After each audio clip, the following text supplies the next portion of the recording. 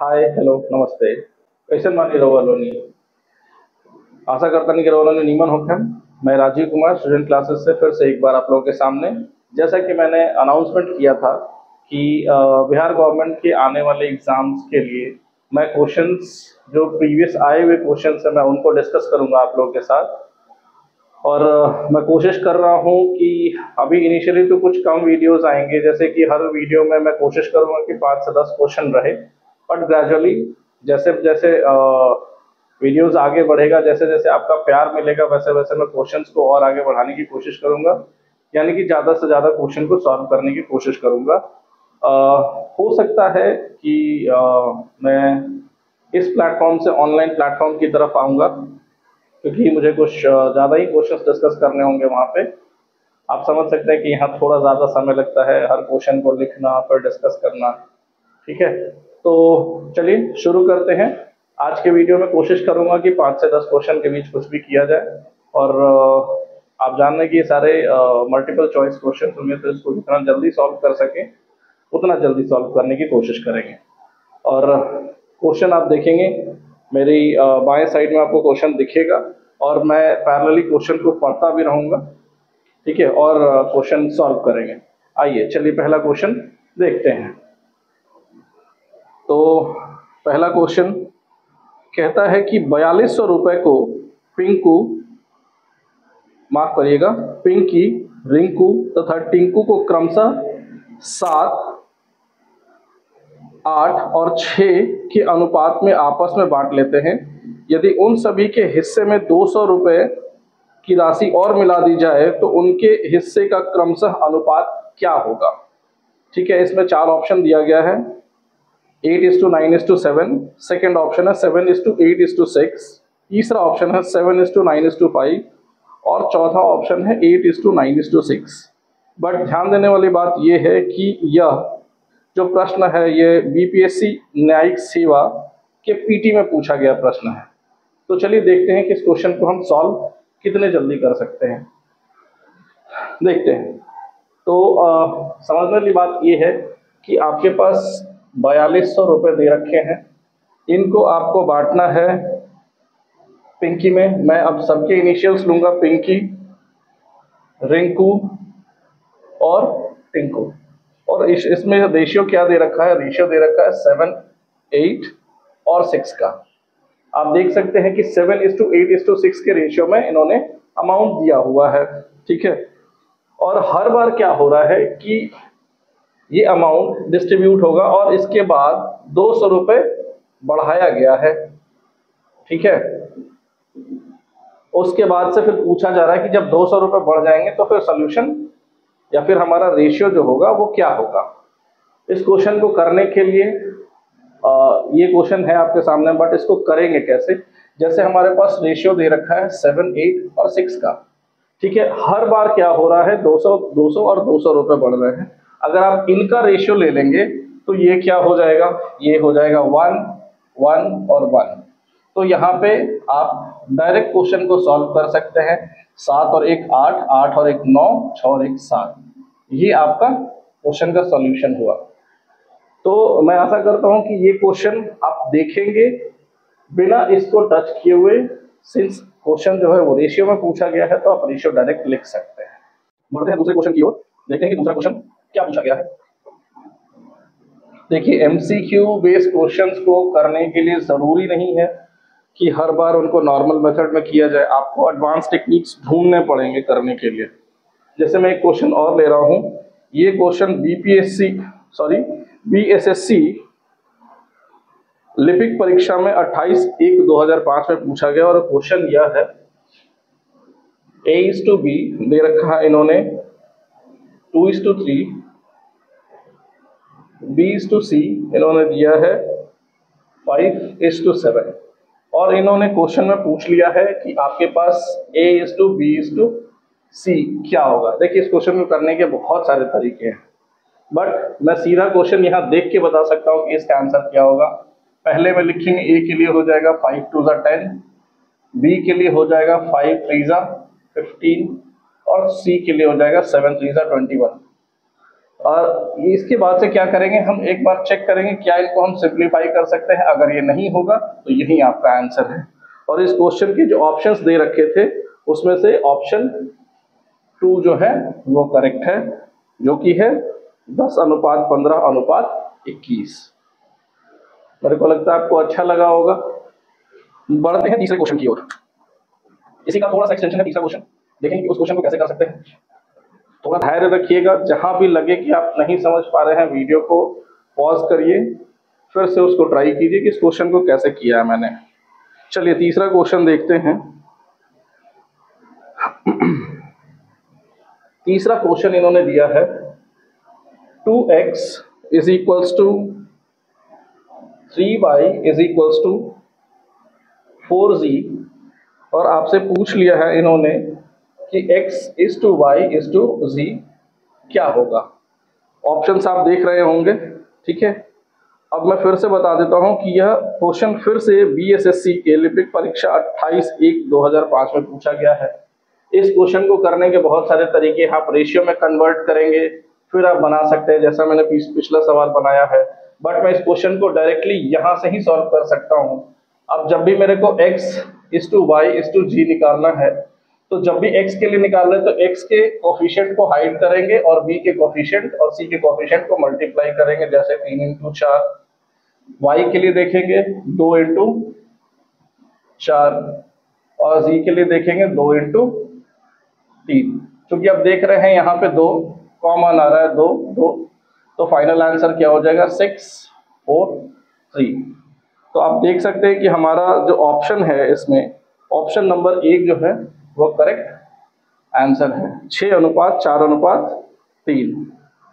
और मैं आशा करता हूँ कि आप लोग फीडबैक देते रहेंगे, अपना प्यार ऐसे ही बरसाते रहेंगे कि ये क्वेश्चंस अच्छे लग रहे हैं, जो तरीका मैंने अपनाया है क्या वो आप लोगों को पसंद आ रहा है या नहीं आ रहा है।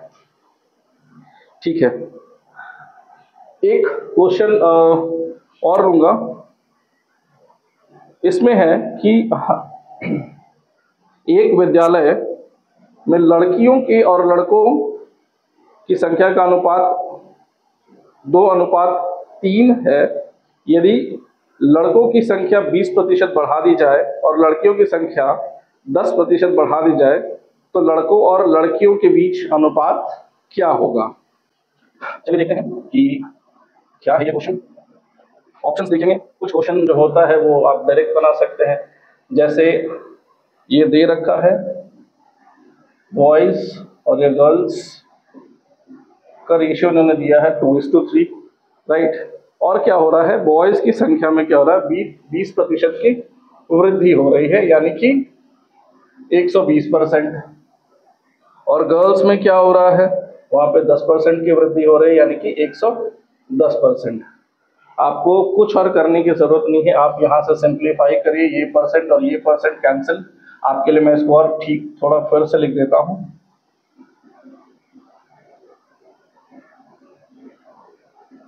यहाँ से ये परसेंट और परसेंट कैंसिल, ये कैंसिल, 3 से 4 को कैंसिल करेंगे। आप देखिए आपका आंसर 8:11 रेडी है, जो कि है ऑप्शन नंबर 1। आई होप आपको अच्छा लग रहा होगा ये डायरेक्ट क्वेश्चन कैसे किया जा सकता है। ओके, एक और क्वेश्चन। अभी तक हमने कितने क्वेश्चन बना रखे हैं, 3 शायद बनाए हमने, 3 या 4। एक और क्वेश्चन देखते हैं। उसमें ये कहा जाता है कि 5 व्यक्तियों की औसत आयु 50 वर्ष है, तो उनकी अवस्थाएं 3:4:5:6:7 में है, तो सबसे कम उम्र वाले व्यक्ति की आयु क्या होगी। आप क्वेश्चन देखेंगे, ऑप्शंस भी आप देख रहे होंगे, ठीक है। क्वेश्चन बहुत आसान है, इसको भी करने के बहुत सारे तरीके हैं। हो सकता है आप इन सब चीजों को देखते देखते समझते समझते आप कुछ और बढ़िया मेथड इवॉल्व कर लें। तो देखिए, 5 व्यक्तियों की औसत आयु 50 है, तो कुल आयु कितनी हो जाएगी, वो हो जाएगा 5 × 50, जो कि है 250। ठीक है, अब आप इसमें देख सकते हैं कि हमारे पास अनुपात दिया क्या गया है, 3:4, अनुपात 5:6:7। तो ये कुल आयु है और ये कुल आयु किसके बराबर है, 250 के। ठीक है, तो आप इसको जोड़ेंगे, ये 10, 20 और ये 25, यानी कि ये 25 यूनिट जो है ये 250 के बराबर है। तो एक यूनिट कितने के बराबर, 10 के बराबर। और अब चूंकि ये अनुपात में देख रहे हैं ये सबसे कम है, तो इनकी आयु कितनी हो जाएगी, 3 × 10 जो कि है 30 साल। ये सबसे कम उम्र के व्यक्ति की आयु होगी। और ऑप्शन नंबर 2 जो है वो सही है। इस प्रश्न का जो सही उत्तर है वो है ऑप्शन नंबर 2। ओके, ये क्वेश्चन जो मैंने डिस्कस किया, अगेन ये भी पूछा गया है बीएसएससी के भर्ती परीक्षा में, 2007 के परीक्षा में पूछा गया है। ठीक है, एक क्वेश्चन मैं आप लोगों से करवाना चाहूंगा, वो है, थोड़ा सा ध्यान दीजिएगा, इस क्लास का हो सकता है ये आखिरी सवाल हो। और क्वेश्चन है A/B जो है वो दे रखा है 3:4, B/C है वो दे रखा है 5:9 और C/D जो है वो दे रखा है 16:15। ठीक है, और इस क्वेश्चन के बाद अगर आपसे पूछ लिया जाए कि हमारा A/B/C/D क्या होगा, देखिए बहुत सारे शॉर्टकट टेक्निक हैं। ठीक है, लेकिन मैं कोशिश करूंगा कि बिना मेहनत किए हुए कैसे क्वेश्चन को सॉल्व किया जा सकता है। कुछ नहीं करना है, अगर आप गुना करने में थोड़े तेज हैं तो आप इस क्वेश्चन को डायरेक्ट सॉल्व कर सकते हैं। देखिए, ए की बात जब ए निकालनी है तो सीधे 3 × 5 × 16 लिखेंगे। ठीक है, जब आपको बी निकालनी है आप क्या करेंगे, मैं नीचे से लेके चल रहा हूँ, 16 × 5 × 4 करेंगे, आप ऐसे मूव करेंगे। ठीक है, जब आपको सी की वैल्यू निकालनी है तो आप क्या करेंगे, 16 × 9 × 4 करेंगे। और जब आपको डी की वैल्यू निकालनी है तो आप सीधे 15 × 9 × 4 करेंगे। अब आपको इनमें देखना है कि क्या कुछ कॉमन निकल के आ सकता है। तो मैं तो सीधा 4 देख रहा हूँ, यहाँ से 4, यहाँ से 4, माफ करिएगा यहाँ गुना होगा, फिर यहाँ से 4 और यहाँ से 4। इसके बाद मैं देखूंगा कि कुछ और कॉमन है, 5 यहाँ दिख रहा है, 5 यहाँ है, यहाँ कुछ नहीं है, यहाँ कुछ नहीं है। क्या मैं 3 देख सकता हूँ, 3 यहाँ है, बट यहाँ पर 3 का कुछ भी कॉमन नहीं है। यानी कि अब यहाँ से क्या करेंगे बताइए, इसके बाद क्या कैलकुलेट करेंगे, ये हो जाएगा 60। ठीक है, 16 बचे 80, 16 नवा कितना होगा, 16 नवा 144, और 15 नवा कितना हो जाएगा, 135। आप देख सकते हैं अगर इसके बाद कुछ भी सिंप्लीफाई होता है तो आप उसको सिंप्लीफाई कर सकते हैं। मेरे हिसाब से यही आपका फाइनल आंसर होगा। A/B/C/D जो है वो होगा 60:80:144:135। देखिए, इसमें इस पैटर्न को थोड़ा सा रीड करिएगा, आप ये डायरेक्ट क्वेश्चन बना सकते हैं बिना कोई इतना लंबा टेबल बनाए हुए, उसकी कोई जरूरत नहीं है। आप यहाँ देखेंगे, मल्टीप्लाई करेंगे और आपका आंसर रेडी होगा। आई होप ये मेथड आपको पसंद आया होगा, ऐसे ही एंजॉय करते रहिए। आज के लिए बस इतना ही, अगले क्लास में मिलेंगे कुछ और अच्छे क्वेश्चंस के साथ, और कोशिश करेंगे कि उन सब क्वेश्चंस को कितने जल्दी सॉल्व कर सकते हैं। धन्यवाद, अपना प्यार ऐसे ही देते रहिए, आपका ही प्यार हमें आगे बढ़ने देगा। और जितना हो सके लाइक शेयर सब्सक्राइब कीजिए। मैं हमेशा नए नए टेक्निक्स के साथ आप लोगों से मिलूंगा और कोशिश करूंगा कि आपके जो आगामी आने वाले परीक्षाएं हैं वो बहुत आसानी से आप लोग क्रैक करें। धन्यवाद।